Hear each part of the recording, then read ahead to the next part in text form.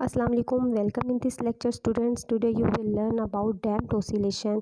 oscillation क्या है? oscillation vibration ही होती है और वाइब्रेशन की डेफिनेशन आपको आती है to and fro motion about its mean position is called the vibration. अब डैम्प के बारे में देखते हैं। डैम्प क्या है? Damp mean decrease in amplitude in the presence of some resistance. अब यहाँ पे हम एम्पलीट्यूड को पहले स्टडी करेंगे।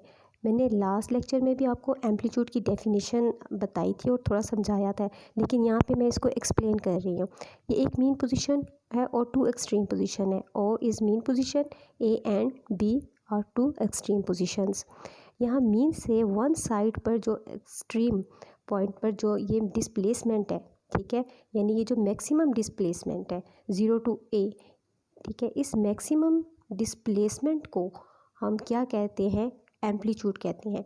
From mean position to one side extreme position, ठीक है। अगर हम इसे मैथमेटिकली यानी मैं इसे आपको एक्सप्लेन करना चाहूँ तो मैं ऐसे करूँगी कि अगर ये टोटल ए से बी तक टोटल जो डिस्प्लेसमेंट है ये 10 सेंटीमीटर है, तो 0 से ए तक कितना होगा? 5 सेंटीमीटर।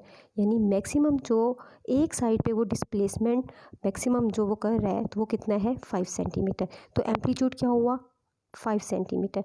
तो हम एम्पलीट्यूड की डेफिनेशन क्या करेंगे? Maximum displacement from mean to one side extreme point is called the amplitude. ठीक है स्टूडेंट्स, अब हम एक आइडियल सिस्टम कंसिडर कर रहे हैं। आइडियल सिस्टम एक ऐसा सिस्टम होता है जिसमें ना तो कोई फ्रिक्शन और ना ही कोई रेजिस्टेंस होती है, ठीक है। ये सिर्फ आइडियल बेसिस पे होता है। अगर ऐसा सिस्टम हो तो क्या इसमें एम्पलीट्यूड डिक्रीज़ होगा? नहीं स्टूडेंट, इसमें एम्पलीट्यूड बिल्कुल डिक्रीज़ नहीं होगा, क्योंकि किसी किस्म की रेजिस्टिव फोर्सेस या फ्रिक्शनल फोर्सेस नहीं है जो कि इसके एम्पलीट्यूड को डिक्रीज़ करे। जैसा कि बुक्स से आप देख रहे हैं, ठीक है, आइडियल सिस्टम में फ्रिक्शनल फोर्सेस नहीं है, तो जिसकी वजह से एम्पलीट्यूड भी डिक्रीज़ नहीं होगा। लेकिन हमने प्रैक्टिकली देखना है। प्रैक्टिकली क्या होता है? Due to frictional forces mechanical energy क्या होगी? डिक्रीज़ होगी, ठीक है। तो जिसकी वजह से डैम्प प्रोड्यूस होगा। Damp mean decrease in amplitude with the passage of time, ठीक है। अगर इसको हम कोई प्रैक्टिकली देखें, जैसे कि सिंपल पेंडुलम है, तो सिंपल पेंडुलम में एयर फ्रिक्शन प्रेजेंट होती है, यानी रेजिस्टिव फोर्सेस प्रेजेंट होती है। तो आप देखें with the passage of time क्या हो रहा है? इसका एम्पलीट्यूड डिक्रीज़ हो रहा है। तो अब ये डिक्रीज़ क्यों हो रहा है? क्योंकि एयर फ्रिक्शन है, इसके अलावा और भी रेजिस्टिव फोर्सेस प्रेजेंट है। तो इस एयर फ्रिक्शन और दूसरी रेजिस्टिव फोर्सेस की वजह से इसका एम्पलीट्यूड डिक्रीज़ होते होते बिल्कुल एक वक्त ऐसा आता है कि ये स्टॉप हो जाता है। तो इसी को हम यहाँ पे ग्राफ की मदद से सीखते हैं। तो यहाँ आपकी बुक में ग्राफ बना हुआ है, जो कि अगर वर्टिकली देखें तो डिस्प्लेसमेंट है और हॉरिजॉन्टल एक्स एक्सिस पे देखें तो टाइम लिया हुआ है, ठीक है। With the passage of time आप देख रहे हैं कि इसका एम्पलीट्यूड, इस ग्राफ का एम्पलीट्यूड डिक्रीज़ हो रहा है, ठीक है। अब इसको हम इसकी प्रॉपर डेफिनेशन को देखते हैं। The oscillation of a system in the presence of some resistive forces यानी फ्रिक्शनल फोर्सेस, ठीक है। तो इसको हम क्या कहते हैं? डैम्प्ड ऑसिलेशंस बोलते हैं स्टूडेंट्स। अब इसको हम टू एक्टिविटीज़ के ज़रिए भी सीखते हैं, ठीक है। यहाँ आपके सामने एक mass attach with the spring है। ये देखें, ये mass attach with the spring है। अब यहाँ स्प्रिंग और सरफेस के दरमियान रेजिस्टिव फोर्सेस है।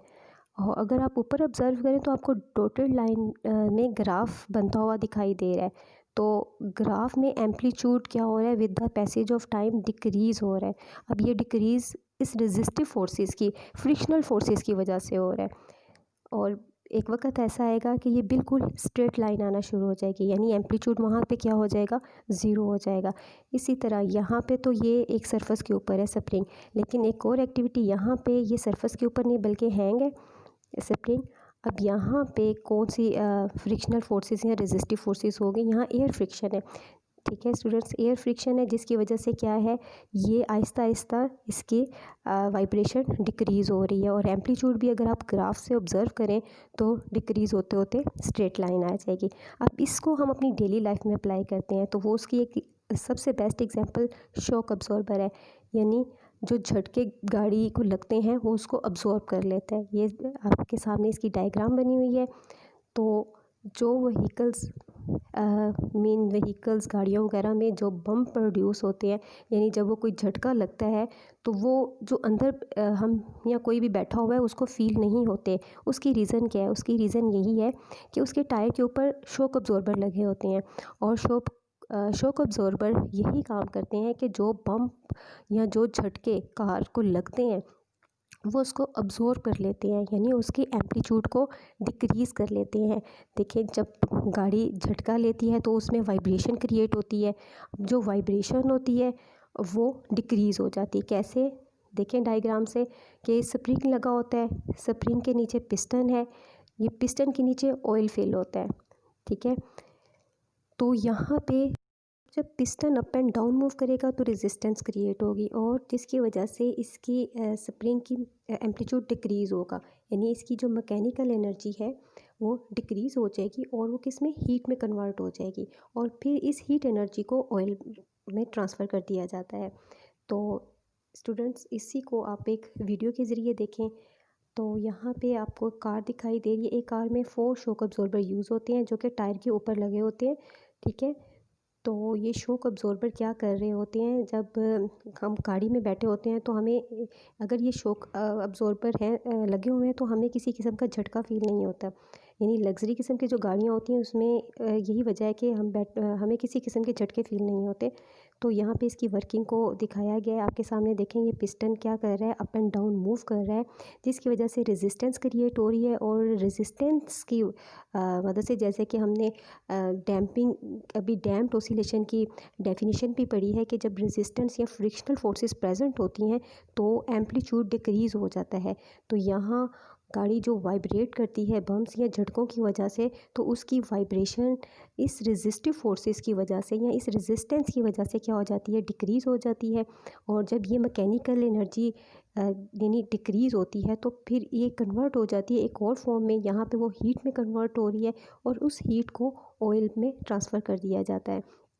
तो स्टूडेंट्स, आई होप कि आप लोगों को ये सारा लेक्चर समझ आया होगा, एम्पलीट्यूड का पता चला होगा, डैम्पिंग का पता चला है कि कैसे उसमें एम्पलीट्यूड डिक्रीज़ होता है, और फिर डेली लाइफ में शॉक अब्जॉर्बर की एग्जांपल आपको अच्छी तरह समझ आई होगी। Thank you.